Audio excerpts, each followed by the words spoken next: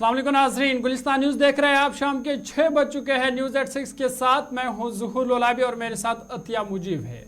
नाज़रीन, news eight 6 की शुरुआत करेंगे, लेकिन उससे पहले न्यूज़ एक्सप्रेस की 10 बड़ी खबरों पर एक नज़र।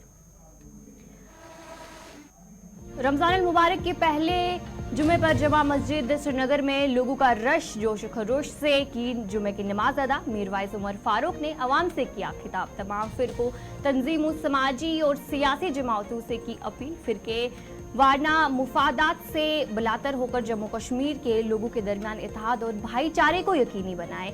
अपने आप को इस्लाम के उसूलों के मुताबिक ढालें ताकि दुनिया में अल्लाह की रजा और आखिरत में जन्नत नसीब हो जाए।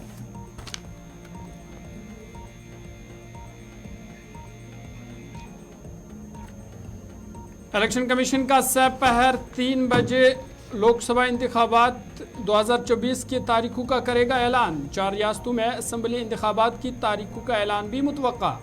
इंतखाबी ज़ाब्ता इखलाक इंतखाबात की तारीखों के ऐलान के फ़ौरन बाद होगा नाफिजुल अमल। हुकूमत किसी नई पॉलिसी या फैसले का नहीं कर सकेगी ऐलान। ज़राए के मुताबिक लोकसभा इंतखाबात 7 से 8 मरहलों में कराए जा सकते हैं। जम्मू कश्मीर के साबिक वजीर आला उमर अब्दुल्ला का बड़ा बयान। कहा, इन्हें इलेक्शन कमीशन से कोई तवक्का नहीं है। इलेक्शन कमीशन का जमहूरियत का जो मिशन है वो इसमें अपना रोल अदा करे। जम्मू कश्मीर में पिछले 10 सालों से इंतखाबात से महरूम है। और वन नेशन वन इलेक्शन की बात की जाए तो उस पर लेकर भी उमर अब्दुल्ला की तरफ से कहा गया कि इलेक्शन कमीशन के पास सुनहरा मौका। कल की प्रेस कॉन्फ्रेंस में पार्लिमानी इंतखाबात के साथ जम्मू कश्मीर की असेंबली इंतखाबात तारीखों का भी ऐलान।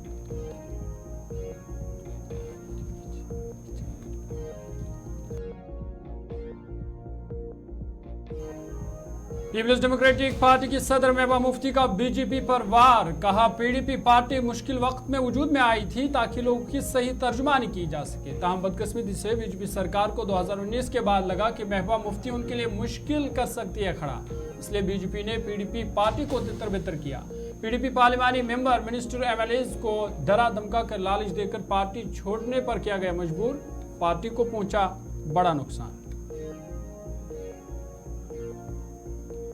हमेशा से खबरों में रहने वाला सब डिवीजन थाना मंडी का सरकारी अस्पताल फिर से सुर्खियों में। तिबी अमला की गैर हाजिरी पर मुकामी लोगों ने अस्पताल के गेट पर किया एहतजाज। कहा, अचानक छत से गिरकर बेहोश होने वाले बच्चे को अस्पताल में लिया गया दाखिल, लेकिन अस्पताल में कोई भी मौजूद नहीं था। मामले की तरफ फौरी तवज्जो दी जाए। मुकामी लोगों ने डीसी राजौरी से की अपील। नए तैनात इलेक्शन कमिश्नरों गैनाश कुमार और सखबीर सिंह सिंधु ने आज चार्ज संभाल लिया। साबिक ब्यूरोक्रेट्स को गुज़िश्ता रोज इलेक्शन कमिश्नर के तौर पर किया गया था मुकर्रर। Chief election commissioner Raju Kumar ने नए इलेक्शन कमिश्नरों का किया इस्तकबाल। इलेक्शन कमीशन में यह असामियां 14 फरवरी को अनूप चंद्र पाणी के रिटायरमेंट और 8 मार्च को अरुण गोयल के अचानक इस्तीफे के बाद हुई थी खाली।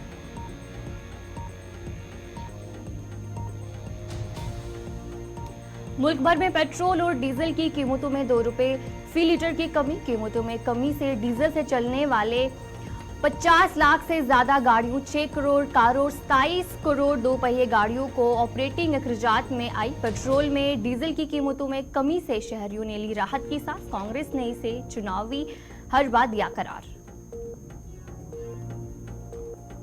कांग्रेस ने मोदी हुकूमत के इंतखाबी बांड जारी करने के फैसले को लूट की पॉलिसी दिया करार। कहा, बीजेपी का खजाना भरने के लिए, पैसा इकट्ठे करने के लिए चंदा दो धंधा लो की पॉलिसी हुई साबित। कांग्रेस ने कई सवालात के खड़ा का 2018 से अब तक कुल 22,217 बांड जारी किए गए, लेकिन वेबसाइट पर सिर्फ 18,871 बांड अपलोड। 3,346 बांड की तफसीलात वेबसाइट पर दस्तियाब नहीं। मार्च 2018 से अप्रैल 2019 तक गुमशुदा बांड्स का डेटा कहां? कांग्रेस ने पूछे सवाल।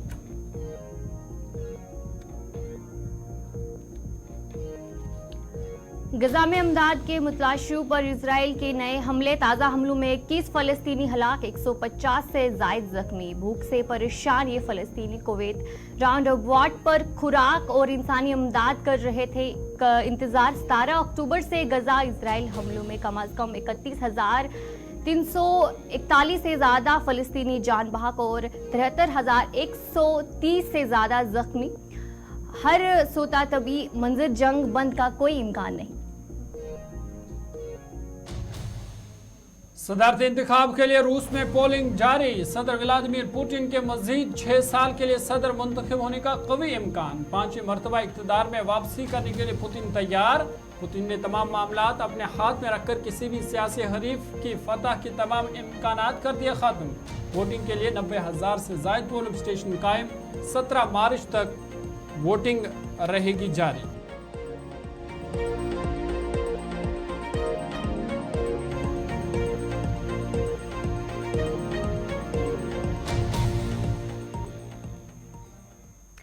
तो चलिए अब एक बड़ी खबर सामने आ रही है, जहां पर एसआई की बात करें तो उनकी तरफ से एक बड़ी कार्रवाई की गई है। एसआई ने जम्मू कश्मीर की बात करें तो 7 मुकामात पर छापेमारी की है। मिलिटेंसी साजिश मामले के हवाले से ये छापेमारी की जा रही है। कहा जा रहा है कि डोडा, रियासी, रामबन और जम्मू की बात करें तो वहां पर कई मुकामात पर छापेमारी की गई है। कई रिहायशी घरों में तलाशी ली गई है। रियासती तहकीकाती एजेंसी की बात की जाए तो उनकी तरफ से जम्मू सूबे के मुख्तलिफ अजला में 7 मुकामात पर मिलिटेंसी साजिश के तहकीकात के एक हिस्से के तौर पर छापेमारी की गई। बड़ी खबर आपको बता रहे हैं कि मिलिटेंसी साजिश मामले पर एसआई ने आज बड़ी कार्रवाई की है और एसआई की जानिब से जम्मू सूबे में कम से कम 7 मकामात पर आज छापे मारे गए।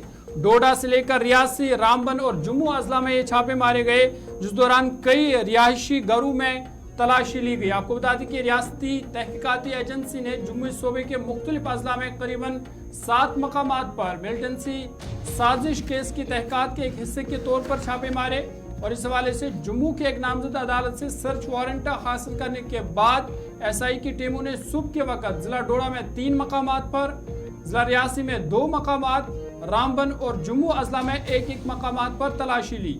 जरा के मुताबिक डोडा में हसन बाबर नेहरू, बागवा के मोहम्मद इरफान और पक्सू के सफदर अली के रहायशी अहाते पर छापे मारे गए। इसके अलावा अरनास के अब्दुल रशीद और रियासी में पूनी की शमशाद बेगम, रामबन में खड़ी के अब्दुल रशीद नाइक और जम्मू के सदरा में सज्जाद अहमद और शादू के रिहायश घरों पर आज एसआई की टीम ने छापामारी की।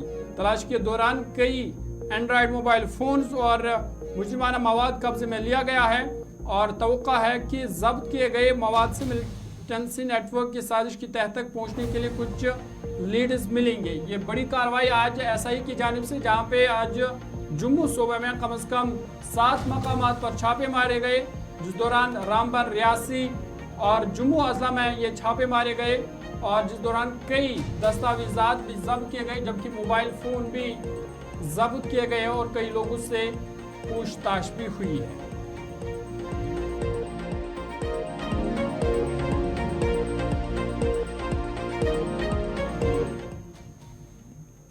चलिए आगे बढ़ जाएंगे। सुप्रीम कोर्ट की बात की जाए, सुप्रीम कोर्ट की तरफ से सीए पर समाअत के लिए तैयार। सीए की मुखालफत करने वाली दरखास्तों पर समाअत। सुप्रीम कोर्ट में 19 मार्च को होगी समाअत। शहरियत पर सवाल उठाने का किसी को भी कोई हक नहीं है।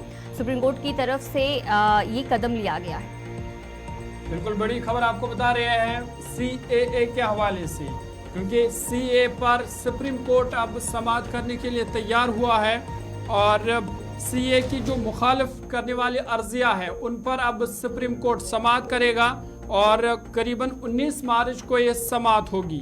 आपको बता दें कि इस हवाले से जो सरकार की तरफ से जो वकील तुषार मेहता, उन्होंने कहा कि शहरियत पर सवाल उठाने का किसी को हक नहीं है। सुप्रीम कोर्ट 19 मार्च को शहरियत तरमीमी कानून 2024 के निफाज पर रोक लगाने की दरख्वास्त पर अब समाअत करेगा और इस हवाले से चीफ जस्टिस डीवाई चंद्रचूड़ और जस्टिस जेपी पाडरीवाला और मनोज मिश्रा के बेंच ने इंडियन यूनियन मुस्लिम लीग की तरफ से पेश होने वाले सीनियर वकील कपिल सिब्बल की अर्जी को कबूल करते हुए कहा कि ये मामला मंगल यानी 19 मार्च के लिए दर्ज रजिस्टर किया जाएगा और मरकज की तरफ से पेश हुए सॉलिसिटर जनरल तुषार मेहता ने इस हवाले से कहा कि उन्हें केस दर्ज करने पर अगर कोई एतराज नहीं है, तमाम दरखास्त गुजारों को शहरियत पर सवाल उठाने का कोई हक नहीं है। आपको बता दें कि इससे कबल केरला की इंडियन यूनियन मुस्लिम लीग और दीगर जमातों ने सुप्रीम कोर्ट में दरख्वास्त दायर की थी, जिसमें शहरियत तरमीमी एक्ट 2024 के निफाज पर रोक लगाने की फरियाद की गई थी। अलग दरख्वास्त में democratic youth federation of India ने शहरियत तरमीमी कवानीन को आइन के आर्टिकल 14 की खिलाफ वर्जी करार देते हुए कहा कि ये गैर आइनी, इम्तियाजी, सरी तौर पर मनमानी, गैर माकूल और गैर मुंतकी कानून है। दरखास्त गुजारों ने अदालत से दरखास्त की है कि वो CAA 2019 और कानून को जारी रखने पर रोक लगाए और उनका इस्तेदलाल है कि मजहब की बुनियाद पर इम्तियाजी सुलूक करके CAA सेक्युलरिज्म के तस्वुर की जड़ पर हमला करता है जो कि आईन का बुनियादी ढांचा है। अब कहीं ना कहीं सुप्रीम कोर्ट इस पर राजी हुआ है और सुप्रीम कोर्ट ने 19 मार्च की तारीख दी है जब जो CAA के मुखालिफ जो अर्जिया है उस पर अब सुप्रीम कोर्ट मान गया है और 19 मार्च को इस पर बाज़ाब्ता तौर पर सुप्रीम कोर्ट समाअत करेगा।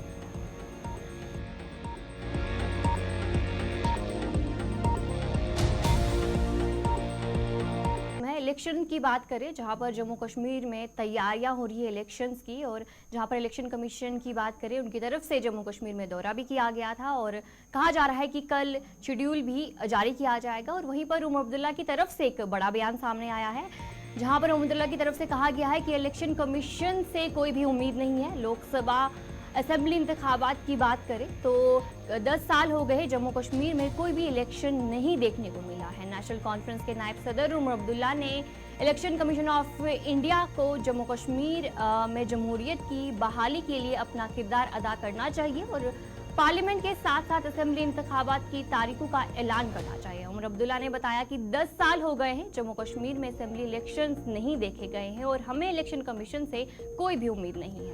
बड़ी खबर आपको बता रहे हैं उमर अब्दुल्ला का बड़ा बयान, जहां कल इलेक्शन कमीशन दोपहर 3 बजे लोकसभा इलेक्शन के तारीखों का ऐलान करेगा। वहीं इस पर उमर अब्दुल्ला ने कहा कि उन्हें इलेक्शन कमीशन ऑफ इंडिया से कोई उम्मीद नहीं है। उमर अब्दुल्ला ने कहा कि जम्मू कश्मीर में जमहूरियत की बहाली के लिए यहाँ पे पार्लिमानी इंतखाबात के साथ साथ बैक वक्त असेंबली इंतखाबात भी होने चाहिए।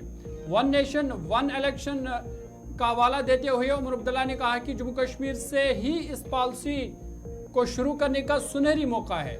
उमर अब्दुल्ला ने कहा कि अगर वन नेशन वन इलेक्शन की शुरुआत जम्मू कश्मीर से ना हो तो जो ये वन नेशन वन इलेक्शन का ढिंडोरा ये लोगों को धोखा देने के लिए तो नहीं है। उन्होंने कहा कि यह सुनहरी मौका है कि इलेक्शन कमीशन कल की प्रेस कॉन्फ्रेंस में जम्मू कश्मीर के पार्लिमानी इंतखाबात के साथ साथ असेंबली इंतखाबात की तारीखों का भी ऐलान करे।